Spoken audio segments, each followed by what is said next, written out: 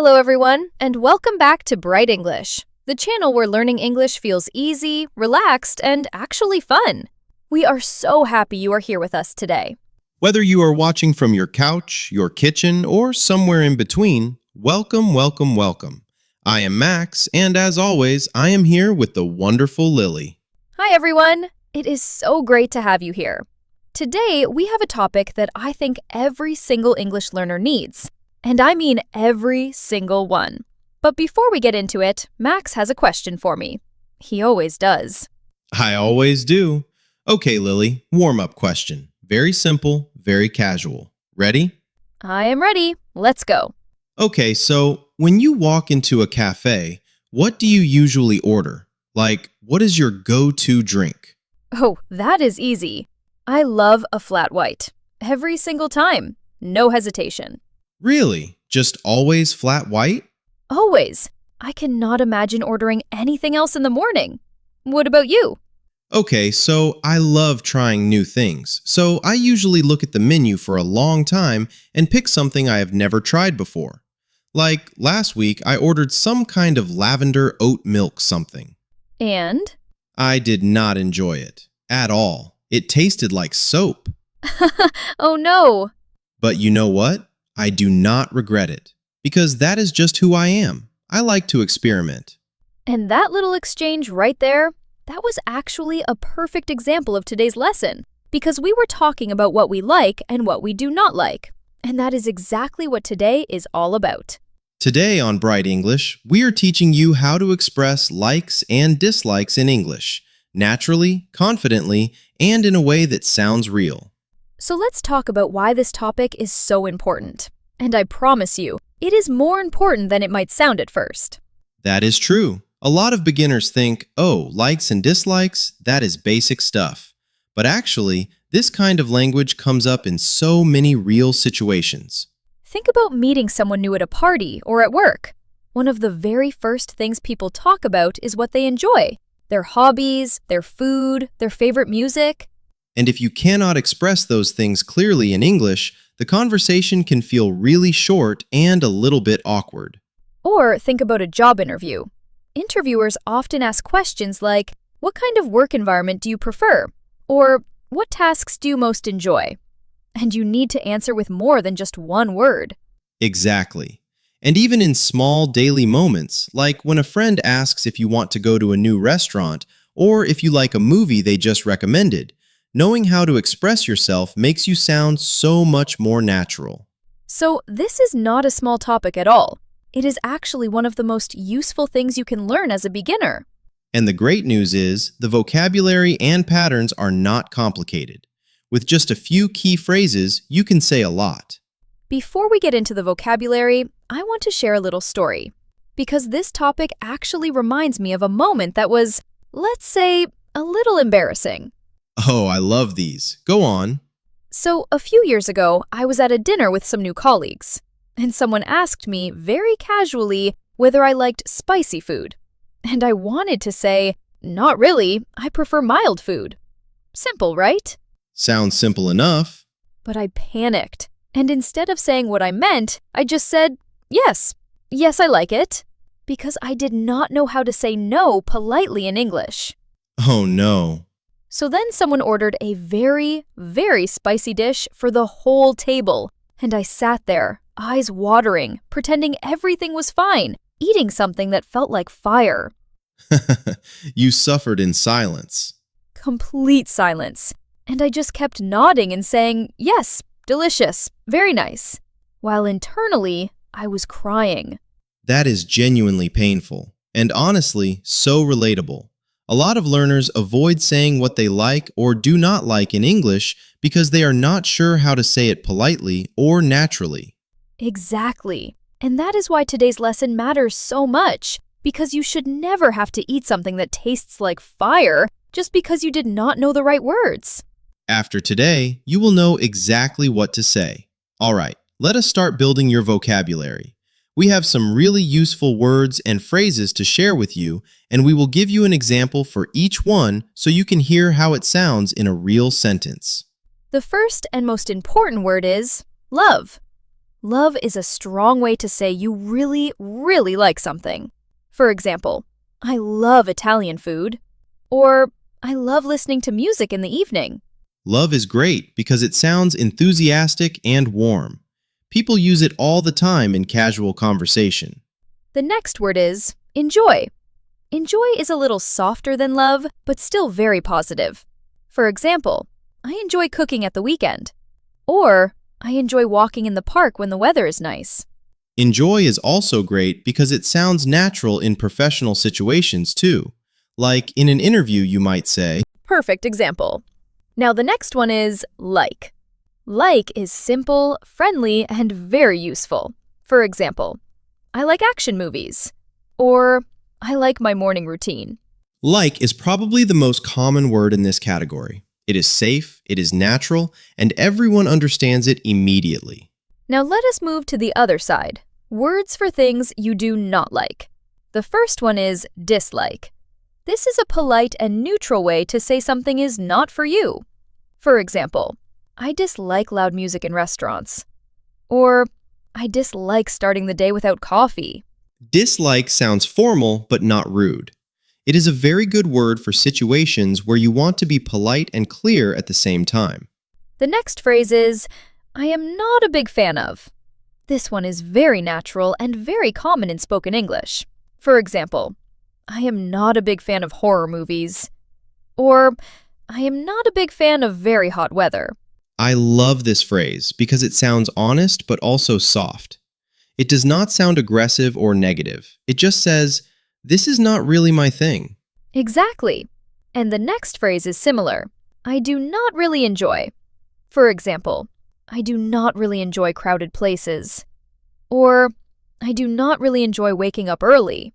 Adding the word really there makes it sound much more natural than just saying, I do not enjoy. It softens it a little. And our last vocabulary phrase for this section is, I cannot stand. Now this one is strong. It means you really, really do not like something. For example, I cannot stand the sound of an alarm clock in the morning. Deeply relatable. Or, I cannot stand traffic jams. Use this one carefully because it expresses a strong feeling, but it is also very common in casual conversation.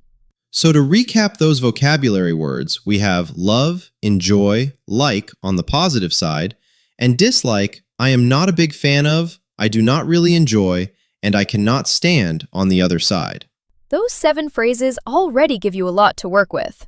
And now, let us talk about how to put them into proper sentences. This is one of my favorite parts of the lesson because sentence patterns are like ready-made tools.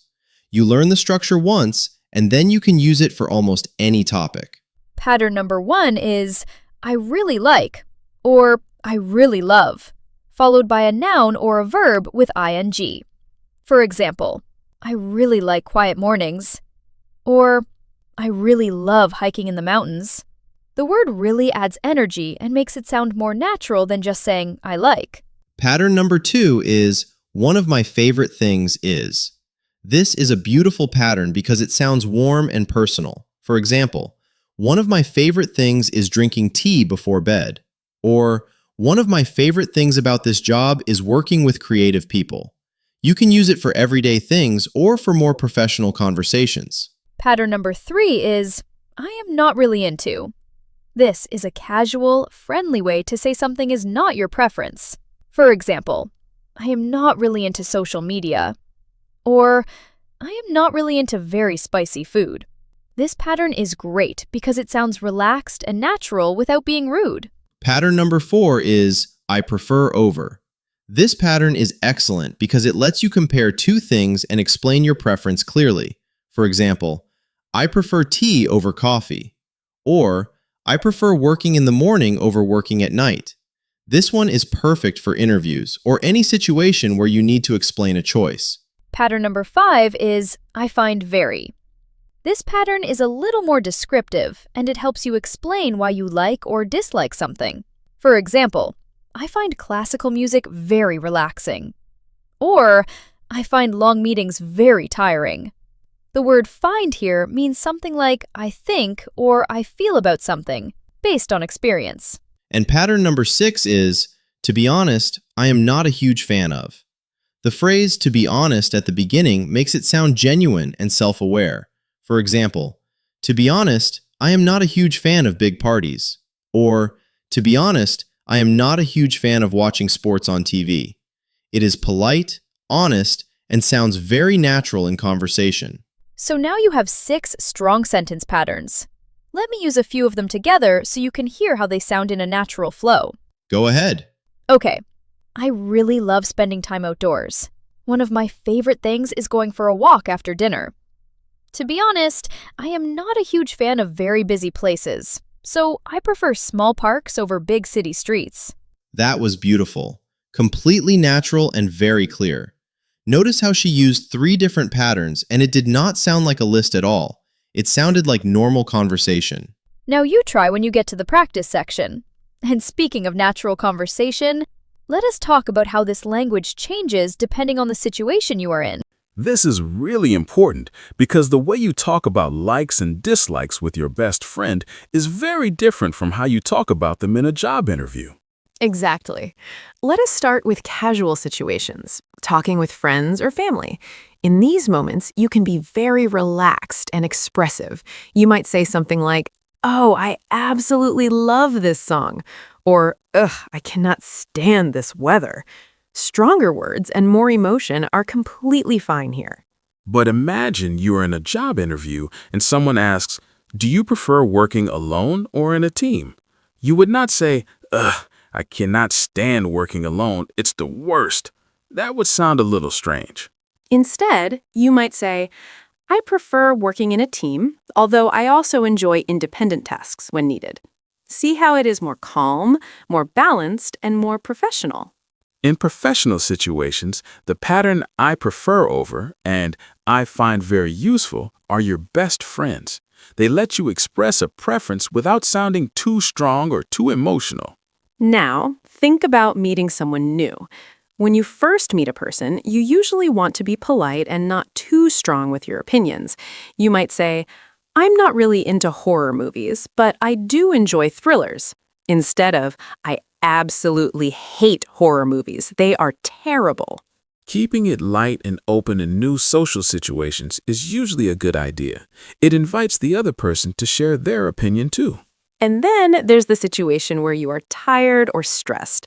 When Max is tired, for example, his opinions get much more direct. That is completely true. When I'm exhausted, I do not say, "To be honest, I'm not a big fan of cooking right now." I just say, "I don't want to cook tonight. Can we get takeaway?" And that is also fine. Context matters. With people you know well and relaxed settings, simpler and more direct is totally natural. The key message here is read the room. Use stronger, more casual language with close friends. Use softer, more balanced language in professional or formal situations. And with new people, stay warm, polite, and open. Okay, now let us talk about common mistakes. And please do not worry if some of these sound familiar. These are mistakes that many learners make, and knowing them is the first step to avoiding them. Mistake number 1 is saying "I am liking" instead of "I like." In English, the verb like is a state of verb, which means we do not usually use it in the continuous form.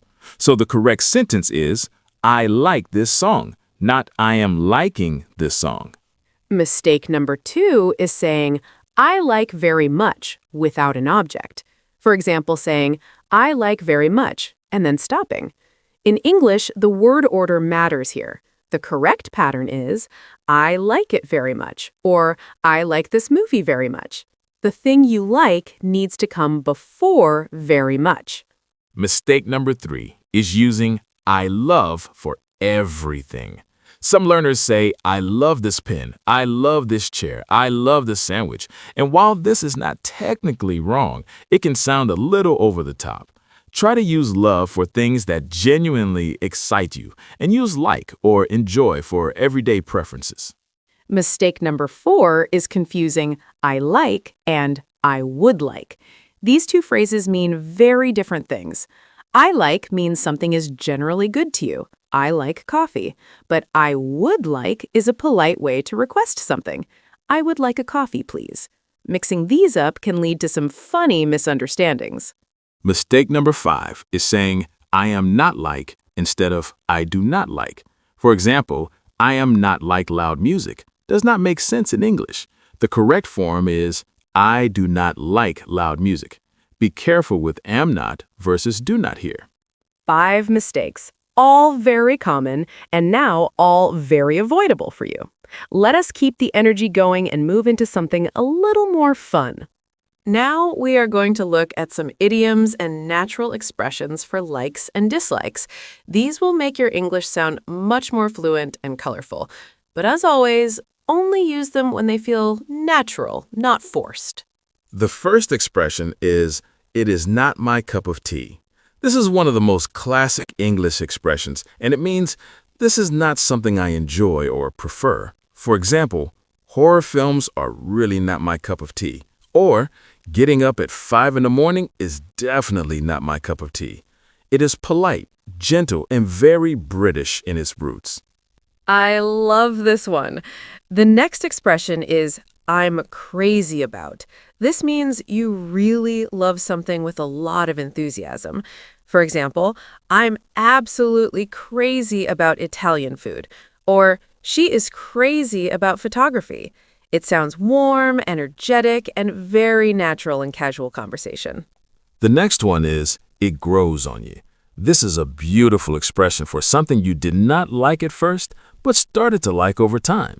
For example, I did not like jazz music at first, but it really grew on me. Or, this city felt strange when I arrived, but it grew on me very quickly. That expression is so useful because real life is full of things that grow on us. The next idiom is to have a sweet tooth. This one specifically describes someone who really loves sweet foods like cake, chocolate, or candy. For example, I have a huge sweet tooth, so I always order dessert. Or, Max definitely has a sweet tooth. He has chocolate in his bag right now. That is accurate, and I am not ashamed. And speaking of food, the next expression is, not really my thing. This is a very casual, relaxed way to say you do not enjoy something. For example, clubbing is not really my thing. I prefer quiet evenings. Or, competitive sports are not really my thing, but I enjoy walks. And our final idiom is to be hooked on something. This means you like something so much that you cannot stop doing it or watching it or listening to it. For example, I'm completely hooked on this new TV series. Or, once I started learning English, I was totally hooked. These expressions, not my cup of tea, crazy about, grows on you, have a sweet tooth, not really my thing, and hooked on, these are all phrases that native English speakers use all the time, and now you know them too. You do not need to say, I like it, and stop there anymore. You have so many options now. Use them, practice them, and enjoy how much more natural you sound. And now it is time for our question of the day, and we genuinely love reading your answers in the comments. Here's the question. What is one thing you are crazy about and one thing that is not your cup of tea? Write it in the comments below using the phrases from today's lesson. For example, I'm crazy about hiking in the mountains. Coffee is not really my cup of tea. We read every single comment, and we love learning about you. It's also wonderful writing practice, so please do not be shy. If you enjoyed today's lesson, please give us a like, leave a comment, and subscribe to Bright English. Subscribing really helps us keep making warm, friendly, and useful lessons for learners at every level. Keep practicing a little every day. Every sentence you say out loud is a step forward. And remember, there is no wrong way to like things. Your preferences make you who you are, and now you know exactly how to share them in English. Goodbye, everyone. See you in the next one. Bye.